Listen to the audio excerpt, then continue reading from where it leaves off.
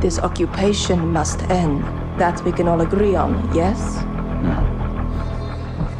It's been 16 years since Call of Duty first launched on PC, and since then the franchise has become one of the most successful brands in the industry and beyond. While it's fun to debate favorite entries in the series, there's no denying the transformative impact of 2007's Modern Warfare. The original was recently remastered in 2016, but now Activision aims to recapture the vision of that legendary title with an all-new game.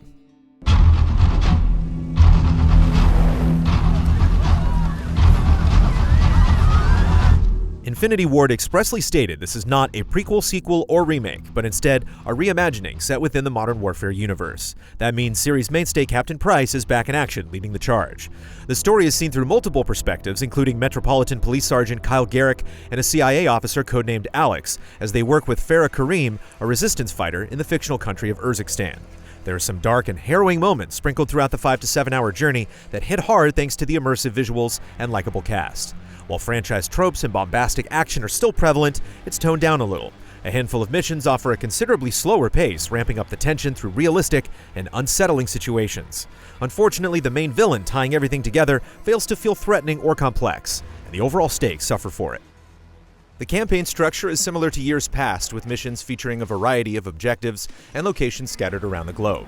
There are no hidden collectibles to find, but each mission tracks a collateral damage ranking that yields various rewards. It doesn't offer much info other than a letter grade, but it still helps to promote using discretion before pulling the trigger. The quieter missions are where Modern Warfare triumphs. Infiltrating a London safe house while having to identify potential threats in real time makes you feel every kill. Another stealth mission has you searching for a target in a large open-ended space that can be tackled in a variety of ways, like shooting out nearly every light to utilize the cover of darkness. This level of freedom carries over into a handful of stages, but comes undone in certain scripted sections. At times it can feel like you're a puppet on a string, forced to stand in the proper spot to continue onward. In place of zombies this year is Special Ops. These cooperative missions support up to 4 players and pick up where the campaign leaves off. The missions are tense and difficult, with player builds and teamwork playing critical roles in survival. The spaces are large enough for teams to approach goals in a variety of ways, such as going stealthy or using vehicles, and different objectives require adopting different tactics and equipment. Enemies flood in from out of nowhere, which can make things feel artificial and cheap, but conquering the difficult assignments with a well-organized team is thrilling.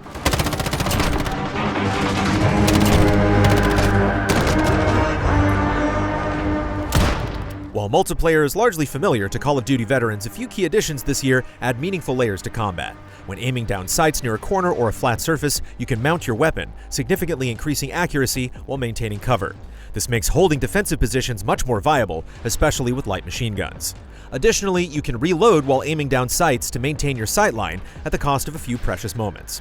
There's also a super sprint, which can be used for a brief burst of speed. Lastly, you can slowly crack open doors to lob grenades at unsuspecting foes. Combined, the new additions add tactical flexibility without compromising the core mechanics. There are more than 10 maps spread across a handful of modes, with all post-launch content arriving simultaneously on all platforms for free, with the exception of the mostly forgettable survival mode, which is exclusive to PlayStation for 1 year. One new mode, Gunfight, is a highly competitive 2-on-2 mode set in tiny maps where the goal is to win 6 rounds. There are 2 variations of rules, one which gives you random weapons, and another called OSP, or On-Site Procurement, requiring you to obtain weapons scattered across the map. Either way, the action is lightning fast, and a great way to bond with a partner and flex your skills. If you're a junkie for tension and Gunfight isn't enough, the new Night Vision mode removes the HUD in favor of your laser sight. When you aim down the sights, anyone close by can clearly see the beam, encouraging you to wait to aim and shoot only when you have a quality shot. A step further is Realism Mode, which also removes the HUD but doesn't include the lasers for you to rely on. In tandem with the campaign, the philosophy behind both modes slows down the action to make you value your own life. It's stressful, but a nice change of pace from traditional Call of Duty. Unfortunately, just prior to launch, all night maps were temporarily disabled, with plans to add them back as a separate playlist at an unspecified time.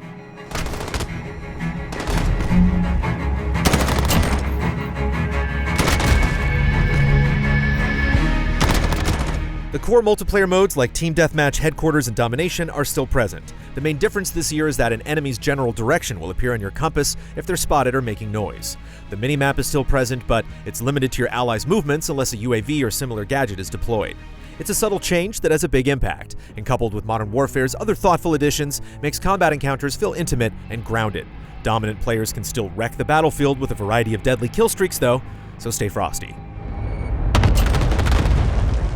2 more modes round out the options at launch. Cyber Attack is a tactical attack and defend mode with team revives but no respawns.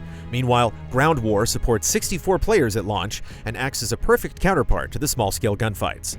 Both modes add different ways to engage with Modern Warfare, but more importantly, the maps present opportunities to discover strategic vantage points that can be utilized in a variety of ways, depending on the game type. Progression carries across each mode and sees you level up your account along with each individual gun. Weapons can be equipped with a slew of attachments that offer various strengths and weaknesses, as well as a good deal of cosmetic variety. Multi-step challenges reward you with calling cards and rare weapon skins, tasking players with an assortment of objectives like winning specific match types or using specific weapons. It's nothing transformative, but the ability to earn unique weapon skins comes with a good deal of dopamine. Thankfully, there won't be any loot boxes, but there will be ways to spend additional money on Modern Warfare for cosmetic items.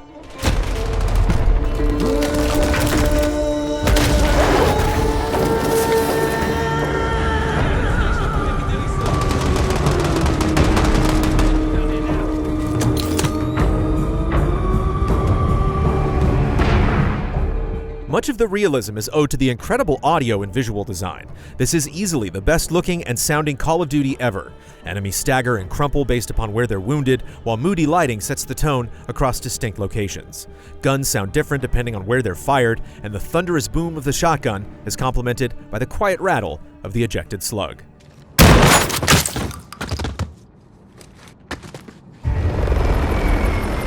Congratulations on a job well done.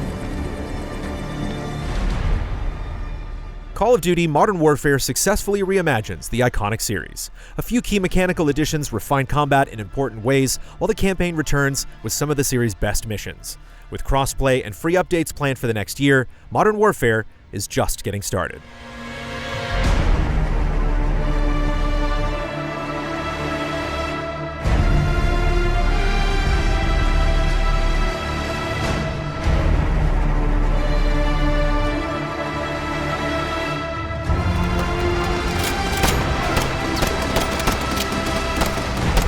Easy Allies reviews are made possible by generous viewers just like you. If you like what you see, check out patreon.com/easyallies to help us make more. For just $1 a month, you can gain access to weekly updates, spoiler discussions, and exclusive shows.